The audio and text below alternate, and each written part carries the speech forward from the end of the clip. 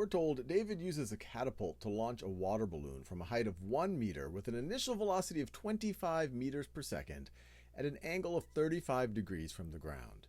He's trying to launch the water balloon over a target that is 55 meters away and is 2 meters tall. Write two parametric equations that model the path of the water balloon and what is the height of the water balloon when it reaches the target. So pause this video, have a go at that, and then we'll do it together. All right, so let's work through this together. And this is going to involve a little bit of physics. If you want to go deeper on the physics or prove some of the formulas, I encourage you to look at physics on Khan Academy. But we have an initial velocity of 25 meters per second at an angle of 35 degrees.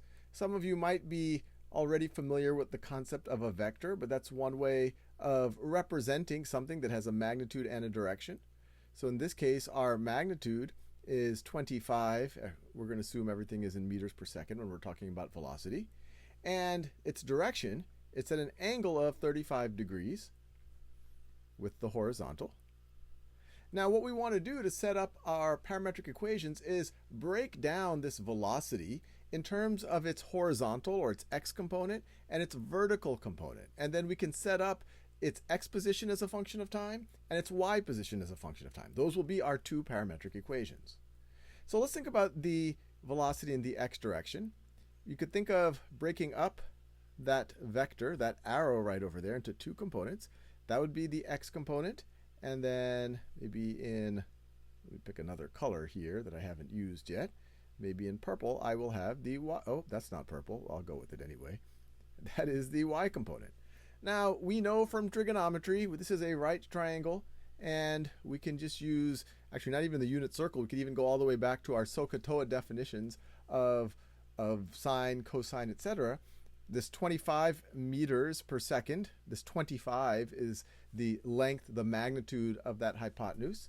So what we have right over here, the horizontal component, that will be the hypotenuse times the cosine of this angle, cosine of 35 degrees. We know that cosine is adjacent over hypotenuse. And then from that, you can get this right over here. And then similarly, the vertical component is going to be 25 times the sine of 35 degrees. Now, just from this, we're very close to setting up what our x position is as a function of time. We can say that x as a function of time is just going to be our velocity in the x direction.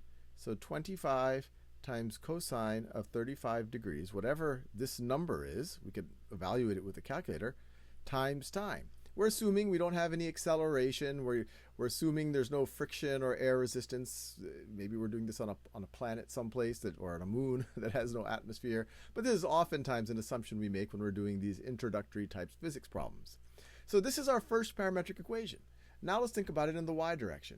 Now this is going to get a little bit more involved. And I want to get that same color. Yeah, there you go. Is that the same color?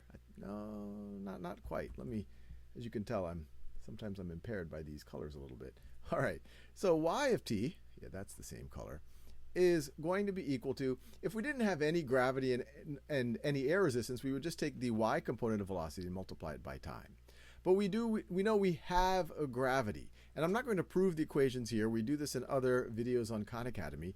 But your y as a function of time is going to be your initial velocity, 25 times sine of 35 degrees times time. But we're going to be taking away from that initial velocity until we get to 0. If we just imagine what we're going to be doing, our trajectory for this, what are we doing? A water balloon. It's going to go up and then it's going to go down. Or if you just imagined, it's going to take a parabolic trajectory like that. And if you just imagined its y velocity, it'll start really high, going upward, and then it's going to start high, then it's going to slow down, slow down, slow down, slow down, and then it's going to start increasing, but then as it goes down in the other direction. And so we have to incorporate gravity here. And the way that we incorporate gravity here in the equations is we take the acceleration of gravity, which is 9.8 meters per second squared, over 2 times t squared. Now, if we were just starting at y of 0 is 0, then this would be it. But we know at y of 0, when t is 0, we're starting at a height of 1 meter. So we want to make sure that that's there too. With x of t, I don't have a term like that because we're just going to assume that x of 0 is 0, and then we're going to see how long it took us to move 55 meters or to make x equal to 55. But there you have it. I at least have my two parametric equations. Now the next step is to figure out what is the height of the ball when it reaches the target. So what I need to do is figure out at what time is x of t, or is x equal to 55, and then I could put that time back into this equation, the second parametric equation, to figure out my height then. So let's do that. So I'll go back to yellow. So 55 meters, I'm assuming everything's in meters and meters per second, is equal to 25 times the cosine of 35 degrees times t. Now if we want to solve for t, we would get t is equal to 55 over 25 cosine of 35 degrees. I guess we could simplify this a little bit. This is the same thing as 11 over 5. But let's figure out what that is, or at least what that is approximately going to be. Get a calculator out. All right, so let's first make sure that we are in degree mode. If I click rad here, we go to the radian mode. So let's go back into degree mode here. And so let's go to 35 degrees. I'm taking the cosine of it.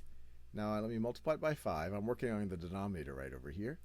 And then let me take the reciprocal of that, or 1 over that, and then multiply that times 11 times 11. And so that's approximately, if I were to round, well, I'm going to round our eventual answer, I want to round to the nearest tenth, but it doesn't hurt to have a little bit more precision in the in-between answer. So let's just call that 2.686. So that's approximately 2.686 seconds. Now what we want to do now is take this value and evaluate y at that time. So what we want to do, we want to figure out y of, I'm running out of space here, y of, I'm going to write small, of 2.686 is going to be equal to 25 sine of 35 degrees, all of that times 2.686, and then minus, this is the same thing as 4.9 times 2.686 squared, and then plus 1. So let me just get my calculator out again. 35 sine, which is that, times 25 times 25. This is essentially our initial velocity in the y direction. If we wanted to write it out here, it'd be roughly 14.3 or 14.34 meters per second going straight up in the y direction. But we're going to multiply that. We want to see what our height is at 2.86 seconds. So times 2.686 is equal to that. So it's 38.5 for at least this first term. And then from that, I want to subtract, and let me open that parentheses, and I could get 2.686 squared times 4.9 times 4.9. And if I were to close, I got the 4.9, that's just 9.8 divided by 2. If I close the parentheses, I get that. And so this is going to be equal to 3.16, and then I have to add that 1 at the end. So plus 1 is 4.164. If I'm rounding to the nearest tenth, it's approximately 4.2 meters. So all of this business is approximately 4.2 meters. So it's clear that we are actually clearing our target.